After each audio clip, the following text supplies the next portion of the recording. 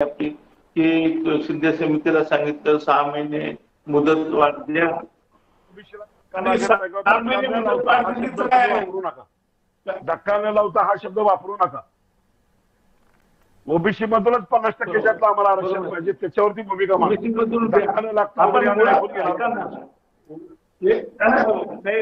आरक्षणाचं तत्व हे आहे की तुम्ही जर म्हणाल की ओबीसीला धक्का न लागता तुम्ही देऊन बघा बरं कसं देताय. अरे धक्का न लागता देता येते, मी सांगतोय.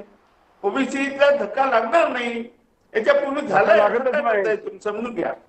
याच्या ऐका, याच्यापूर्वी भटक्यांना वेगळं, विमुक्तांना वेगळं, धनगराला वेगळं आणि वंजारी समाजाला वेगळं दिलं, तर मूळ ओबीसीला धक्का लागला नाही. तसंच आता आपल्याला करता येईल, पण ते पूर्ण समजून घ्या. मी काय सांगतोय तुम्हाला ते समजून घ्या.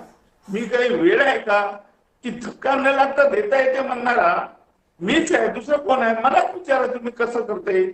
त्यामुळे सरकारने सुद्धा माझी विनंती आहे सरकारला की ते कसं देता येईल हे याचं मी आपल्याला समजून सांगतो, तर प्रयत्न करा तुम्ही.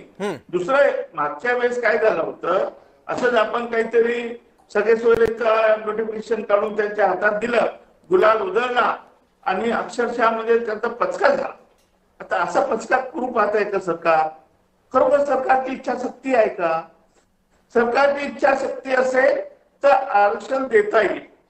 सरकारची इच्छाशक्ती नसेल तर सांगून टाका की आम्ही ओबीसीतून देऊ शकत नाही आणि तुम्ही सारात परत यावा आणि मग ते मराठी त्यांना काय करायचं करतील. दोन पैकी एक करा. असं तुम्ही काहीतरी गोलगोल गोलगोल गोलगोल करू नका, असं होणार नाही. आणि ती होण्यासारखी गोष्ट आहे ती का मला समजत